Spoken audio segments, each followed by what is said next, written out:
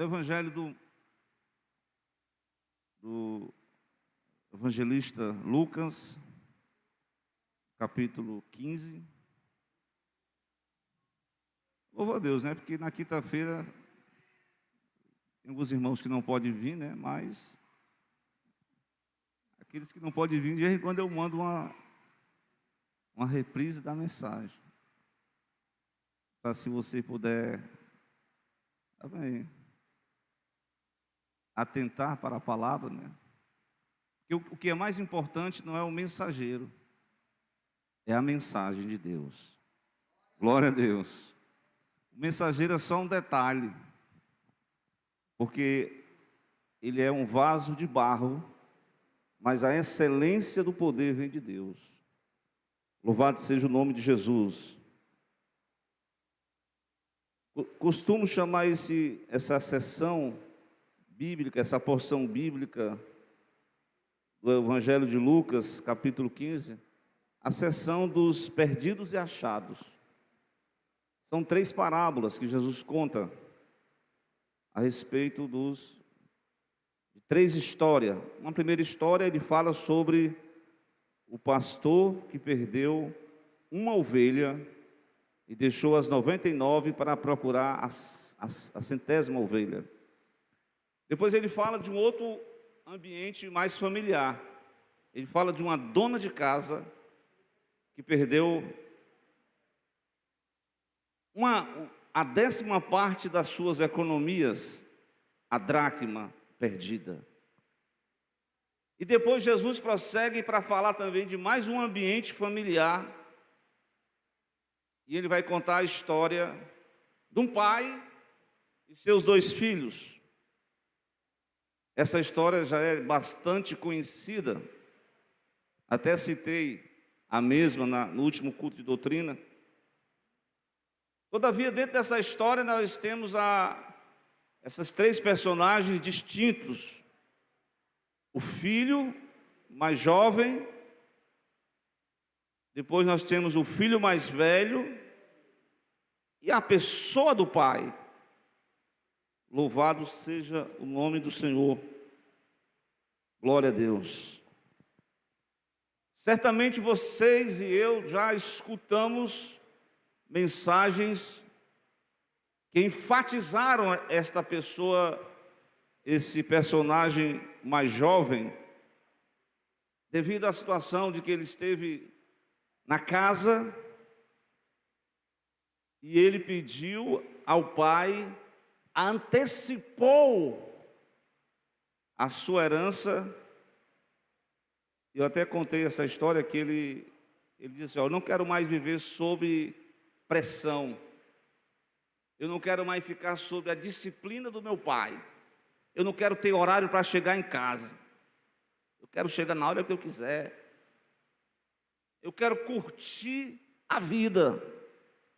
O pai dessa parábola, eu notei que ele é um pai amoroso, mas ele é um pai disciplinador.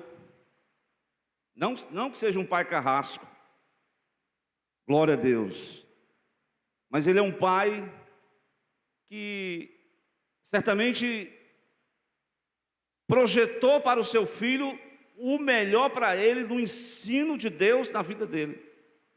Mas tem uma coisa, cada pessoa parece que dá assim um problema na cabeça, ele diz: não quero viver essa vida aqui, não, é muito assim, a mesmice, eu quero uma experiência nova. E ele sai de casa, sai da sua zona de conforto, aparentemente, e ele encontra um mundo livre, de liberdade, de muitas opções, e ele se entrega às orgias, à bebedice, à fornicação, se entrega a todos os prazeres que ele não podia fazer na sua casa do seu pai, mas ele queria liberdade. E há situações na vida do homem em que até Deus ele não prende ninguém, não. Deus não prende ninguém aqui, não. Nós não podemos ser robô de Deus. Deus te dá a oportunidade para que você escolha. Deus falou para Moisés: está diante de vós a bênção e a maldição. Escolhei dentre vós a vida ou a morte. Glória a Deus. A palavra está perto de ti, na tua boca, no teu coração. Então, compete a mim e a você escolher a melhor parte dessa história, que é a história de Deus, para que nós possamos experimentá-la. Glória a Deus.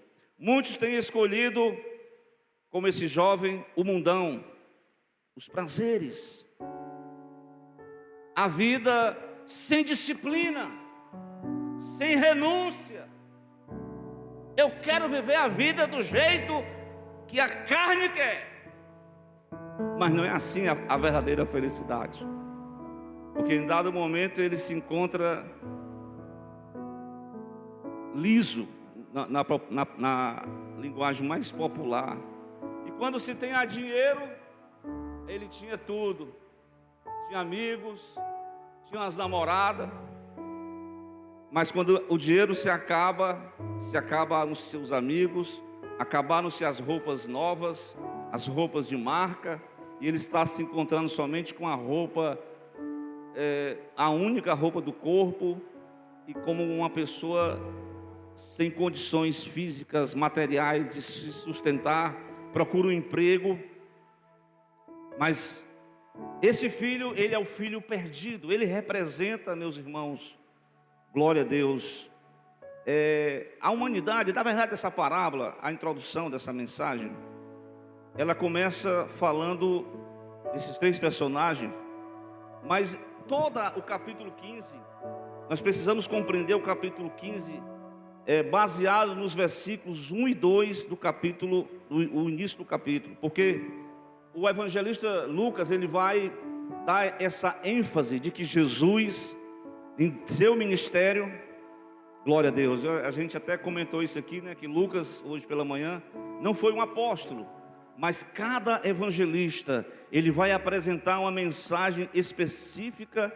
Por exemplo, Mateus, ele apresenta Jesus para os judeus como rei, glória a Deus. Marcos, ele não se preocupa com a genealogia ele mostra um Cristo em serviço, em ação.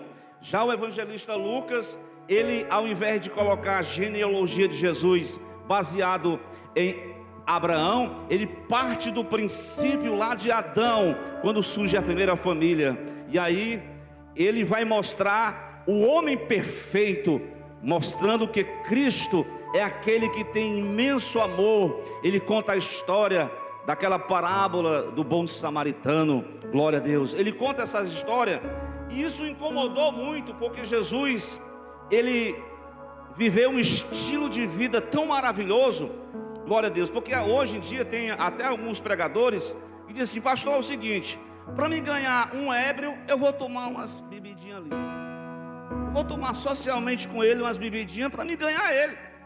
Esse não é o correto. Jesus, ele ganhava a amizade das pessoas, mas ele não deixava ser manipulado por essas pessoas. Pelo contrário, Jesus era um agente influenciador de vidas. Ele não desprezava a mulher, ele não desprezava o oprimido, ele queria restaurar, ele queria, glória a Deus, alcançar, no dizer de Lucas 19:10, o que se havia perdido. A missão desse Filho de Deus perfeito era restaurar o homem à sua imagem e semelhança. Ele sim, ele tinha a imagem e semelhança de Deus. Ele era o homem perfeito, e ele veio a essa terra para morrer, para alcançar vidas, para, através do seu sacrifício na cruz, restaurar este homem e essa mulher à sua imagem e semelhança. Se você foi alcançado por essa graça, você já pode nessa noite dizer que Jesus Cristo é o Senhor da minha vida, é o Senhor dessa igreja, e nós vamos glorificar o seu nome. Glória a Deus. Veja bem, chegavam-se a ele. Jesus não tinha preconceito com ninguém. Ele alcançou publicanos, pecadores, e as pessoas queriam ouvi-lo. Isso incomodou a elite religiosa. No versículo 2, porque os fariseus e escribas murmuravam, dizendo: como pode ele receber pecadores e comer com eles? Glória a Deus. E aí, o contexto é esse. Desse questionamento surge 3 parábolas. Primeiro nós vamos encontrar, como eu falei, né? Aqueles que estão perdidos, pertenceram ao rebanho de Deus, mas estão como sem pastor, sem direção. E Jesus, ele vai ao encontro do perdido, da ovelha perdida. Muitas das vezes a pessoa pode estar dentro de casa, no ambiente familiar, mas ele começa a perder os valores espirituais. Os valores são colocados debaixo ali do tapete, e ele não tem nem mais nenhum interesse em rever esses valores. Eu gostaria de lembrar você que quando você sentir na sua vida que algum valor que você perdeu, você precisa olhar para os valores perdidos. Quem sabe Deus está dizendo para alguém nessa noite: lembra-te de onde você perdeu esse valor esquecido. Começa a voltar ao lugar do início de tudo e volta ao primeiro amor, porque certamente Deus quer restaurar o valor perdido na sua vida. Glória a Deus. Então tem esse jovem que sai, e eu gostaria de fazer aqui uma associação na carta de Paulo aos Romanos. Esse texto aqui de Romanos capítulo 1, ele incomoda muita gente hoje na sociedade moderna. Tem um grupo aí que quer remover esse capítulo da Bíblia. Você já sabe o que eu vou ler, mas não é só sobre isso. Paulo vai esboçar a depravação dos gentios. Capítulo 1, versículo 18. Ele vai dizer: do céu se manifesta a ira de Deus sobre toda impiedade e sobre toda injustiça dos homens que detêm a verdade em injustiça. Porquanto o que de Deus se pode conhecer, nele se manifesta, porque Deus lo manifestou. Porque as suas coisas invisíveis, desde a criação do mundo, tanto seu eterno poder como a sua divindade, se entendem, claramente se veem pelas coisas que estão criadas, para que elas fiquem inexcusáveis ou indesculpáveis. Porquanto, tendo conhecido a Deus, não glorificaram como Deus, nem lhe deram graças. Antes, os seus discursos se desvaneceram, o seu coração insensato se obscureceu. Dizendo-se sábios, olha aí, parece muita gente hoje que arroga assim sabedoria secular, mas são sábios aos olhos dele, aos olhos de Deus. Essas pessoas se tornaram loucos. Mudaram a glória do Deus incorruptível em semelhança da imagem do homem corruptível. Aqui está falando do pecado da idolatria, de aves, quadrúpedes e répteis. Pelo que também Deus os entregou às concupiscências do seu coração, a imundícia, para desonrar o seu corpo entre si, porque mudaram a verdade de Deus em mentira, e honraram e serviram mais a criatura do que o Criador, que é bendito eternamente. Diga amém. É verdade. Pelo que Deus, versículo 26, abandonou as suas paixões infames, porque até as mulheres mudaram o uso natural, no contrário à natureza. E semelhantemente também os varões deixaram o uso natural da mulher, se inflamaram em sua sensualidade, uns para com os outros, varão com varão, cometendo torpeza, recebendo em si mesmo a recompensa que convinha ao seu erro. E como eles não se importaram de ter conhecimento de Deus, Deus os entregou a um sentimento perverso, para fazerem coisas que não convêm. Estão cheios de toda iniquidade, prostituição, malícia, avareza, maldade, cheio de inveja, homicídio, contenda, engano, malignidade, sendo murmuradores, detratores, aborrecedores de Deus, injuriadores, soberbos, presunçosos, inventores de males. Outro pecado que está relacionado com a família: desobedientes a pai e a mãe. Estão nem aí para o pai e a mãe, estão nem aí para os conselhos que o pai e a mãe diz. Meu filho, não faça isso não, que nada, eu vou curtir. O jovem foi curtir a vida, depois se deu mal. Essas pessoas também, Paulo vai dar a classificação: são nércios, infiéis nos contratos, sem afeição natural, irreconciliáveis, sem misericórdia, os quais, conhecendo a justiça de Deus, que são dignos de morte, os que tais coisas praticam. Interessante isso aqui, viu? Não somente as fazem, mas também consente com os que fazem. Aqui Paulo coloca no mesmo bojo os que praticam todas essas coisas e aqueles que não praticam, mas concordam com isso. Perceberam aí? Tudo aqui estou falando da depravação dos gentios. Eu creio que Deus, ele já tinha uma promessa, porque ele já sabia da necessidade de salvação do ser humano.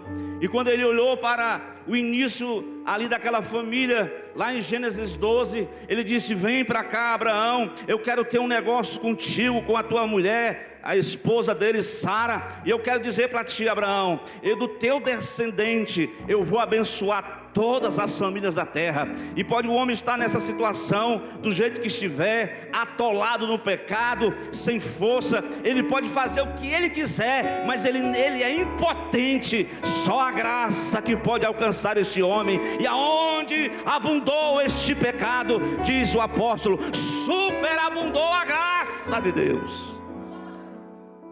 Por isso, irmão,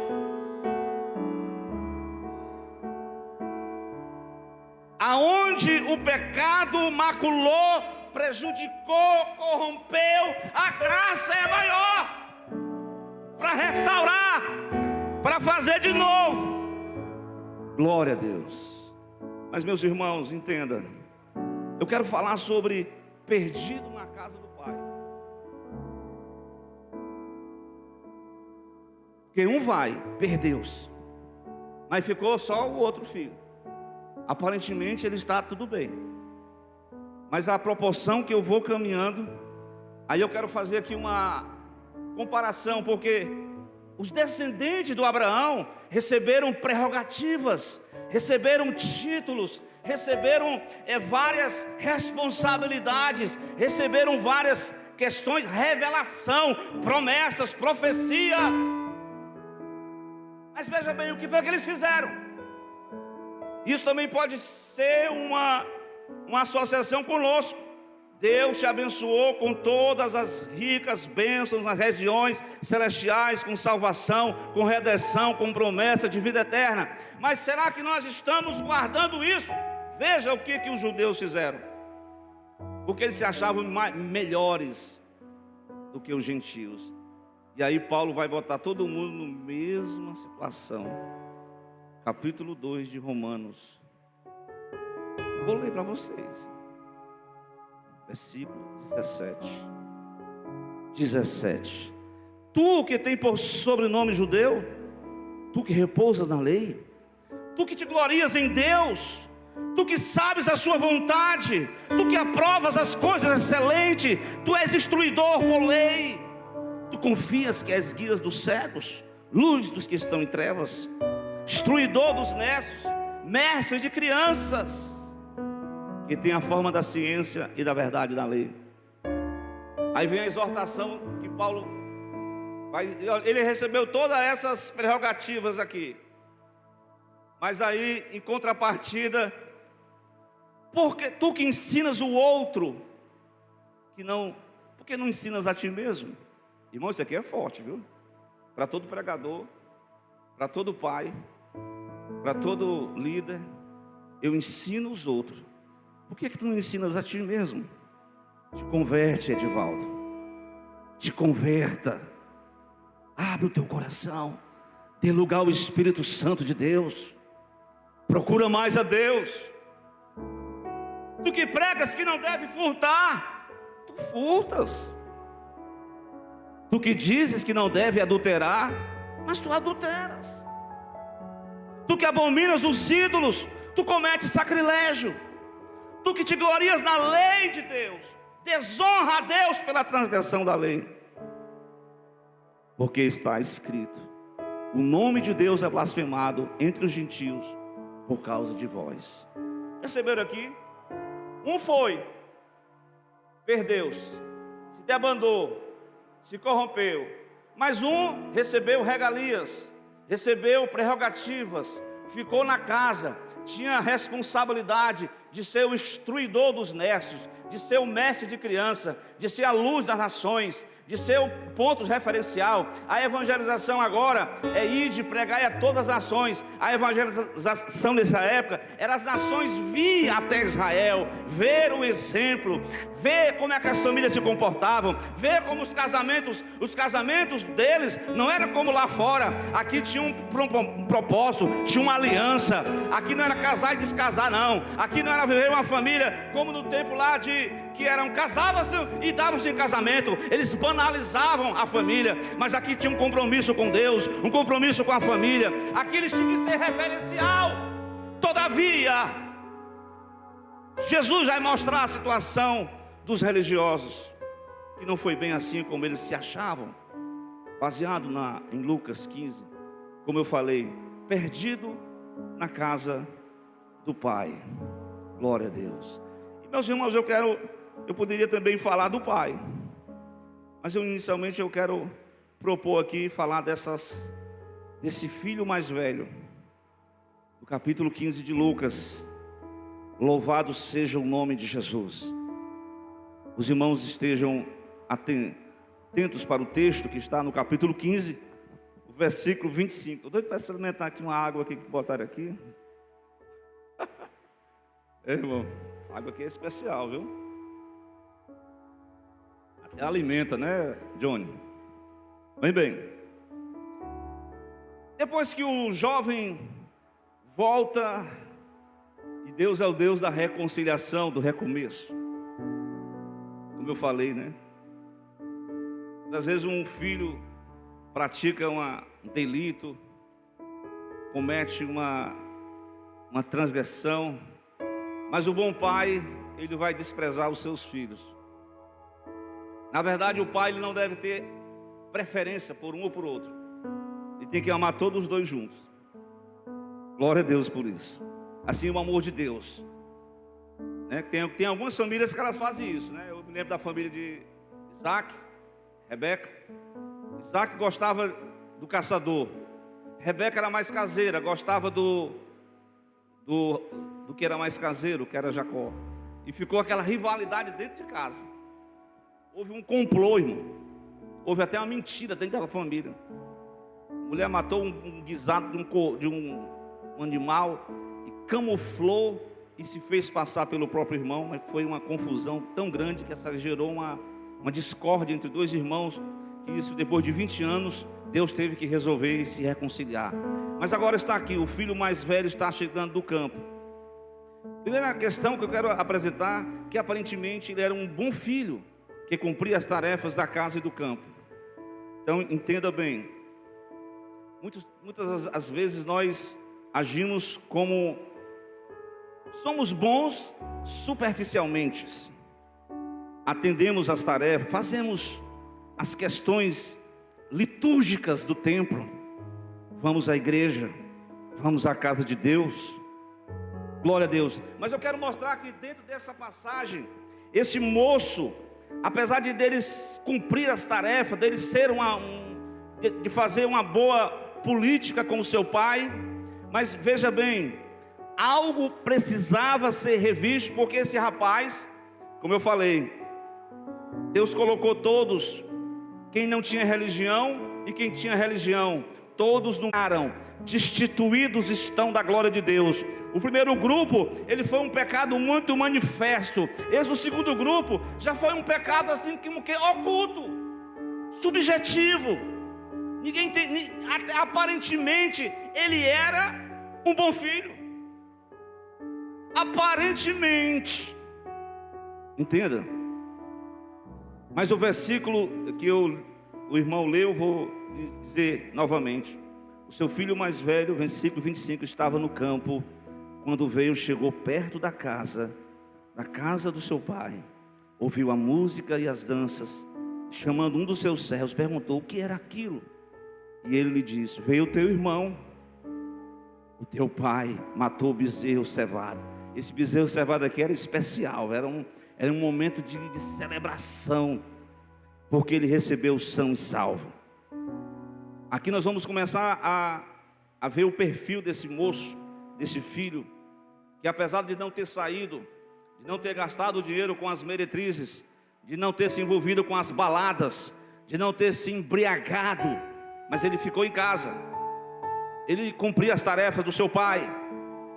Aparentemente era um bom filho, mas subjetivamente só Deus conhece o nosso coração. Por isso que nós não adianta, irmão. Irmão, olha, Provérbios é bem claro. A Bíblia diz: se nós encobrirmos as nossas transgressões, o que vai acontecer? Eu vou prosperar? É verdade? Nada, irmão. Nunca prosperaremos. Mas sabe qual é o segredo de você crescer? Jesus falou bem claro: aquele que confessa e deixa, o que vai obter? Alcançará a misericórdia de Deus. E o Pai tem misericórdia para quem se perdeu, que se foi. E o Pai tem misericórdia até para quem está dentro da casa. A misericórdia do Pai é estendida a todos. A misericórdia do Pai não é seletiva. A misericórdia do Pai é para quem se perdeu, é quem se debandou, e é para quem ficou, mas que não experimentou o amor do Pai. Glória a Deus. Meus irmãos, interessante o versículo 27, é que ele disse no 28, ele se indignou e não queria entrar. Eu acho interessante porque essa parte aqui que ele já revelou subjetivamente que o coração dele, apesar de ser bem religioso, de ser uma pessoa puritana, mas aparentemente ele demonstrou um sentimento, não o mesmo sentimento que o pai, um sentimento de receptividade, um sentimento de espírito de conciliação. Ele demonstrou, na verdade, foi um desamor. Havia uma questão que a pessoa às vezes encobre um rancor no coração dentro de si. E Deus não quer esse negócio para a gente. Deus quer que nós possamos amar uns aos outros.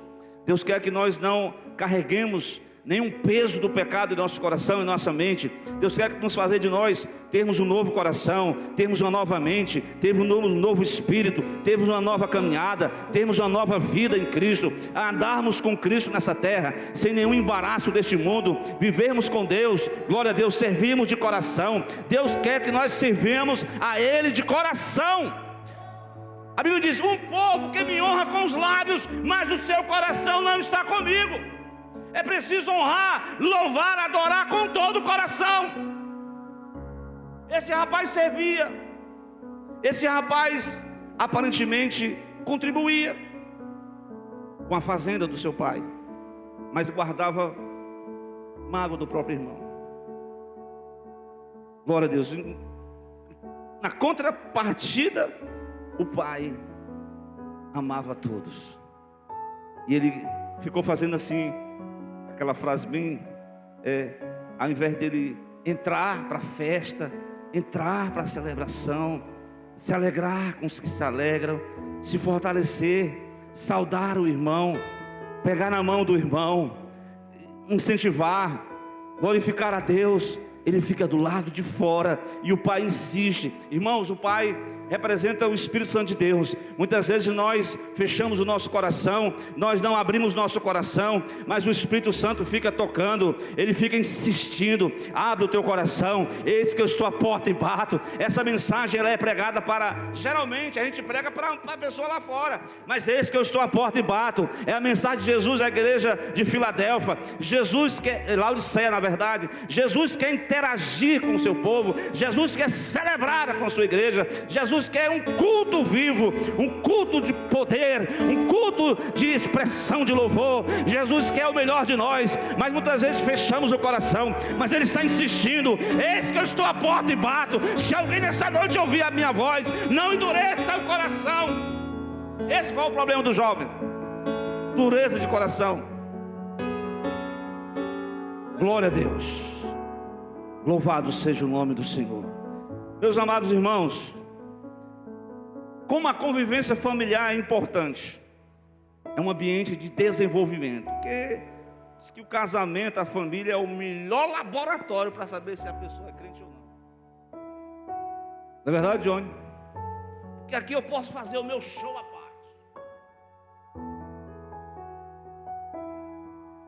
mas a mulher quer saber se eu sou verdadeiro ou falso. É não? Eu posso até ser um profissional do púlpito, até ser um profissional da palestra, da pregação, mas eu preciso não somente ser um profissional da fé, eu preciso viver essa fé, viver esse amor. Eu preciso aprender a conviver. Conviver não é fácil. Quem foi que disse que conviver é fácil?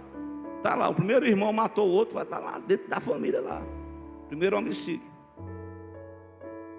Mas a convivência faz com que nós possamos participar muitas vezes de um ambiente de reconciliação, porque as famílias têm falhas e a gente tem que suportar uns aos outros, perdoar uns aos outros, amar uns aos outros. Glória a Deus. Então aquele jovem foi convidado para participar da celebração por um membro da família que se reconciliou, mas ele resiste, ele faz birra, faz mimimi na porta da casa e não quer entrar. Parece um menino espiritualmente que não amadureceu. Assim somos nós quando paramos de crescer em Cristo. Qualquer coisinha a gente fica logo com raiva, qualquer abalo a gente não tem firmeza. E a verdadeira maturidade é suportar uns aos outros, é levar o fardo uns aos outros, é não reagir ao desafio, a um questionamento, mas ter a palavra branda. A palavra branda, ela rompe com o furor. O furor, se for dois bicudos, aí o furor vai ser grande, a briga vai ser feia, mas um tem que recuar, um tem que permanecer. Jesus, abençoa a minha irmã, abençoa o meu irmão, não está vigiando, mas tudo bem, eu vou aqui suportar aqui, mas que Deus possa transformar o coração dele ou dela. Mas esse jovem não suportou, não perdoou. Então essa convivência, irmãos, ela fez com que esse rapaz se achasse melhor do que o próprio irmão. E eu vejo aqui no versículo 29, que ele diz: há tanto tempo te sirvo, há tantos anos, eu nunca transgredi o teu mandamento. Esse mandamento aqui não era um mandamento bíblico, era um mandamento apenas de questões de ordem da casa.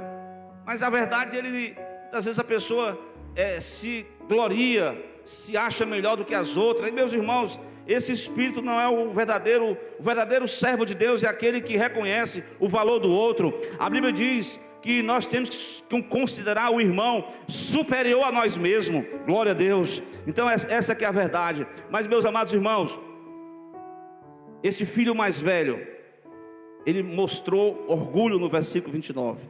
Ele mostrou serviço.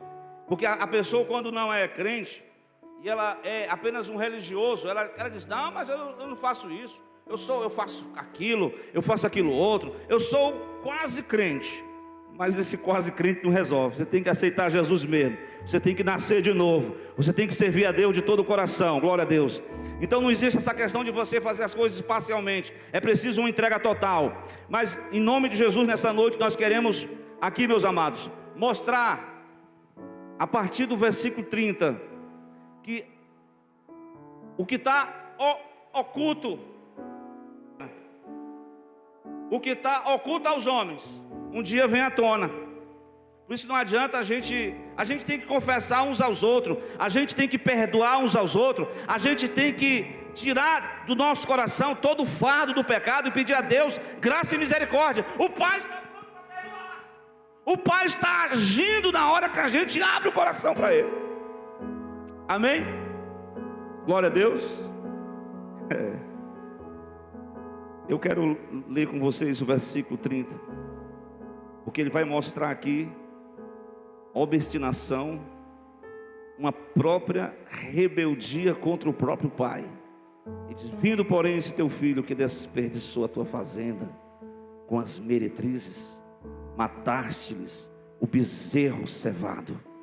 Glória a Deus. O filho demonstra um coração destituído da graça de Deus, um coração que precisava ser alcançado, ser reconciliado, se arrepender dos seus pecados, arrepender-se da sua maneira de viver. Ele precisava respeitar o próprio pai, ele precisava considerar o próprio irmão, ele precisava ser mais humilde, ser mais submisso. Ele aparentava uma justiça própria, apresentava-se alguém melhor, mas na verdade ele precisava realmente era de ser abraçado pelo pai, é de ser perdoado pelo pai. E é o que é mais importante nessa passagem, é a manifestação da graça de Deus no seio familiar, é a manifestação do amor de Deus no meio da família, é a manifestação de Cristo entronizado em nossos corações. Porque certamente, meus amados irmãos, aquele pai, ele demonstrou amor por todos os seus filhos. Aquele pai foi generoso. Olha, meu filho, tudo que é meu é teu. Por que você não tomou a iniciativa? Glória a Deus. Aquele pai termina a mensagem dizendo: era justo alegrar-se, regozijar-se, porque o teu irmão estava morto, reviveu, tinha se perdido e foi achado. Nós estamos aqui para celebrar a vida do teu irmão. E você está aí magoado, você está vivendo uma vida de obstinação. Então essa mensagem, Jesus ele estampou aqui um chamado para os publicanos e pecadores, mas ele estampou também cheio de misericórdia para com aqueles que se achavam que era, mas não era. Aqueles que até aparentemente professavam a sua fé em Deus, mas não serviam a Ele de todo o coração. Aqueles que até não estavam agindo no mesmo espírito, nas mesmas pegadas de Jesus. Ao invés disso, ele estava mostrando aversão ao próprio irmão, ele estava mostrando aversão às pessoas. E esse não é o Espírito de Deus, o que Deus determina para o seu povo. Ele quer que nós possamos amar uns aos outros, ele quer que nós possamos servir a Deus de coração. A Bíblia fala que a melhor coisa, irmãos, que o homem possa receber de Deus é um espírito submisso à palavra de Deus. Amém? Quando você se rende a Cristo, o Senhor disse para aquele homem que estava lá com 38 anos: rapaz, hoje eu te curo, pega a tua cama e anda. Agora tem uma coisa: vai e não peques mais. Essa é a mensagem de Deus para nós, igreja de Jesus, neste ano que já se deu os primeiros dias, que nós possamos viver essa novidade de vida, o evangelho da graça de Deus, que nós possamos, se houver algo que está impedindo o nosso crescimento na fé, esse é um momento especial de Deus, para que o Espírito Santo sonde os nossos corações, e nós possamos dizer como Davi: se há algo em mim que não te agrada, Senhor, purifica-me nessa noite, lava-me no teu sangue carmesim, e que eu possa recomeçar e que eu possa voltar ao primeiro amor, e que eu possa servir ao Senhor, não só de aparência, não só como profissional, não só como algo mecânico, não só como algo ritualístico, mas eu quero servir ao Senhor, seja na casa de Deus, seja no trabalho, seja aonde eu estiver, que a luz de Cristo brilhe através da minha vida,